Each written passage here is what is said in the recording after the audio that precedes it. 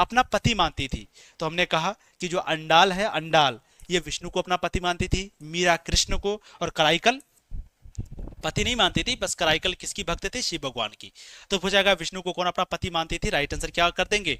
B लगा देंगे, option बिल्कुल सही हो जाएगा। अगला क्वेश्चन, विलियम हॉकिंस किस शासक के काल में भारत आया? बहुत सारे बच्चों से ये सारे क्वेश्चन नहीं बन रहे होंगे, है ना?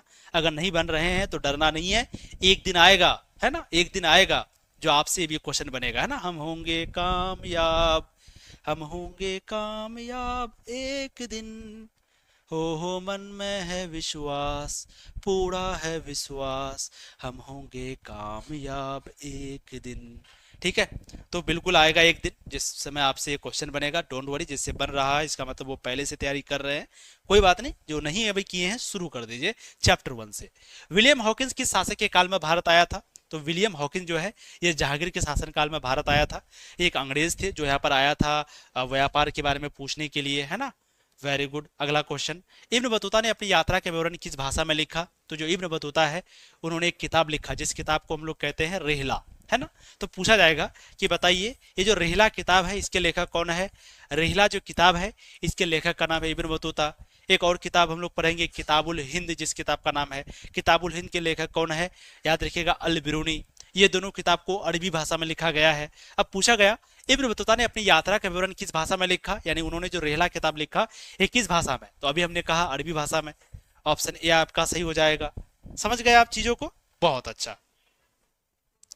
वाह वाह सर, क्या गाना गाते हैं। अगला क्वेश्चन देखिए, कार्नवालिस कोड कब बना प्यारे बच्चों? तो कार्नवालिस कोड 1793 में बना।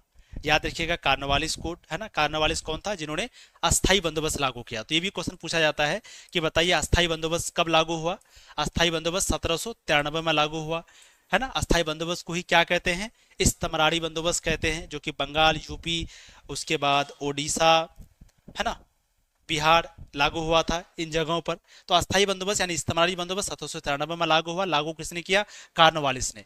तो कार्नवालिस ने कानून बनाया जिसको कार्नवालिस कोड कहते हैं। ये कब बना? 1793 में। Option B. ठीक है, अगला क्वेश्चन देखिए, क्वेश्चन आपका 38, महलवारी बंदोबस्त किसके द्वारा लागू किया गया? तो जैसे अस्थाई बंदोबस्त किसने लागू किया? कार्नवालिस ने। तो उसी तरह से महलवारी बंदोबस्त किसने लागू किया? मार्टिन बड ने।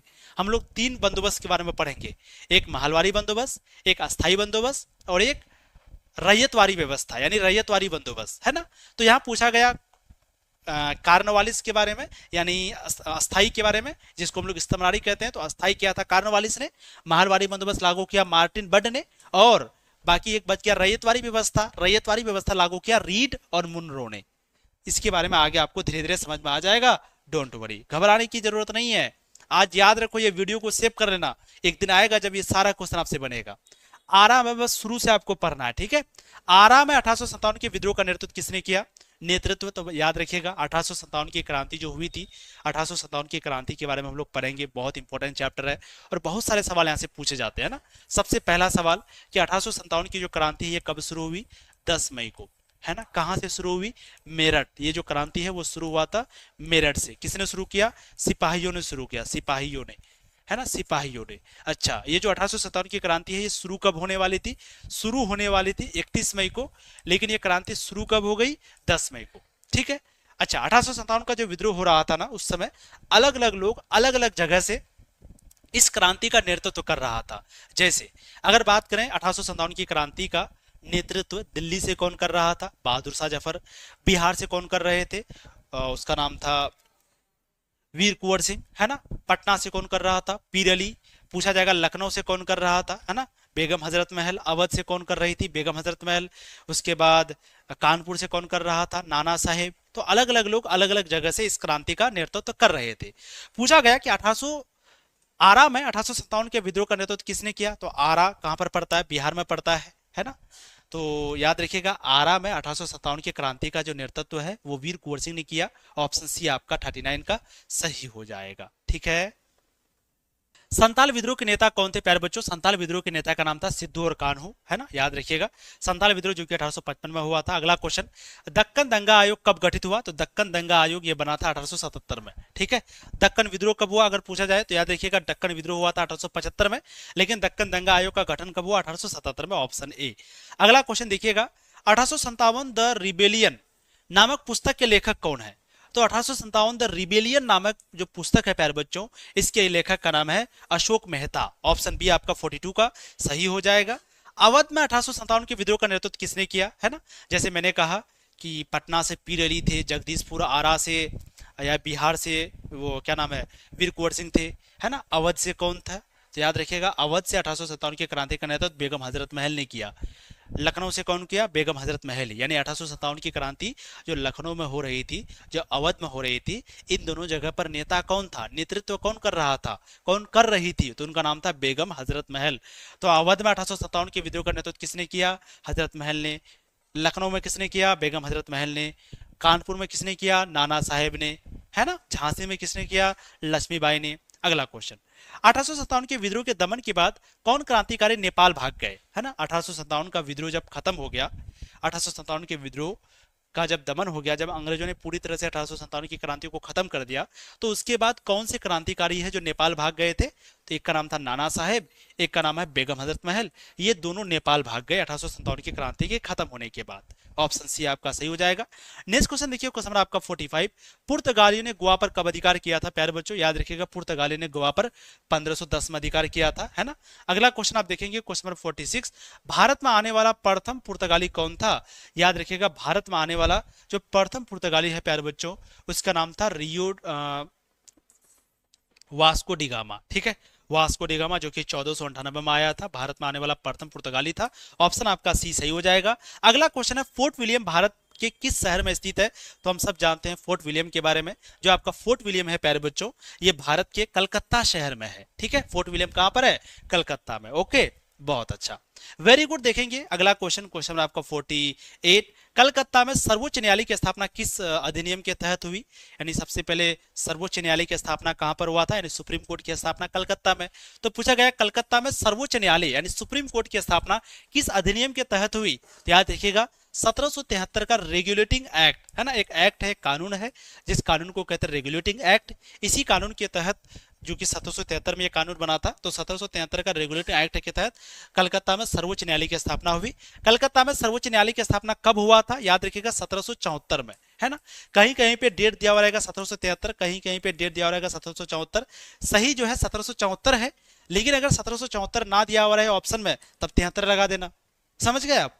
Very good. अगला क्वेश्चन देखोगे, चौल इमारतें किस शहर में है? तो याद रखिएगा, चौल इमारतें, है ना, एक तरह का बिल्डिंग होता था, 3-4 मंजिल का बिल्डिंग होता था। जैसे बहुत सारे लोग जो बहुत गरीब होते थे मुंबई में, महाराष्ट्र में, तो वो लोग क्या करते थे 3-4 मंजिले का एक तरह का बिल्डिंग होता था, जहाँ पर एक ही कमरा में सब कुछ होता था, उन लोगों का बाथरूम हो, हर एक चीज एक ही कमरा में। तो इसी तरह का इमारत को चौल इमारतें कहते हैं। तो पूछा गया चौल इमारतें किस शहर की प्रमुख विशेषताएं हैं? बंबई। बंबई में चौल इमारत आपको मिल जाएगा। ऑप्शन आपका डी से हो जाएगा। अगला क्वेश्चन और लास्ट क्वेश्चन है, महात्मा गांधी जी का जन्म कब हुआ था? तो महात्मा गांधी जी का जन्म 2 अक्टूबर 1869 को हुआ था। ऑप्शन सी आपका सही हो जाएगा। महात्मा गांधी जी के बारे में बहुत सारे सवाल आपके एग्जाम में आते हैं। सबसे पहला, महात्मा गांधी जी का जन्म कहाँ हुआ? गुजरात का एक जगह है पोरबंदर, है ना? याद रखिएगा, गुजरात का एक जगह है पोरबंदर, वहीं पे प्यारे बच्चों महात्मा गांधी जी का जन्म हुआ। कब हुआ जन्म? 2 अक्टूबर 1869 को। महात्मा गांधी जी की मृत्यु कब हुई? है ना, 30 जनवरी को 1948 को। याद रखिएगा, 30 जनवरी 1948 को महात्मा गांधी जी की मृत्यु हुई। महात्मा गांधी जी के बारे में बहुत सारे सवाल आते हैं आपके एग्जाम में। जैसे महात्मा गांधी जी ने पढ़ाई कहाँ से किया, है ना, उच्च शिक्षा कहाँ से हासिल किया? लंदन से। वो वकालतगिरी करने के लिए लंदन में उन्होंने वकालतगिरी सीखा। वो पेशे से क्या थे, यानी वो क्या थे? वो एक वकील थे। महात्मा गांधी जी एक वकील थे। वो अफ्रीका से भारत कब आए? 1915 में, है ना? चंपारण सत्याग्रह कब किया? भारत आए थे 1915 में। चंपारण सत्याग्रह कब किया? 1917 में। उसके बाद सविनय अवज्ञा आंदोलन कब किया? 1930 में। असहयोग आंदोलन कब किया? 1920 में। भारत छोड़ो आंदोलन कब किया? 1942 में। इस तरह से गांधी जी के बारे में आपके एग्जाम में बहुत सारे सवाल आते हैं। याद रखिए, हम लोग जो है ना, जो भी बच्चे 2026 में एग्जाम देने वाले हैं 12th का, आर्ट्स का, उन लोगों की पढ़ाई हम लोग स्टार्ट कर चुके हैं।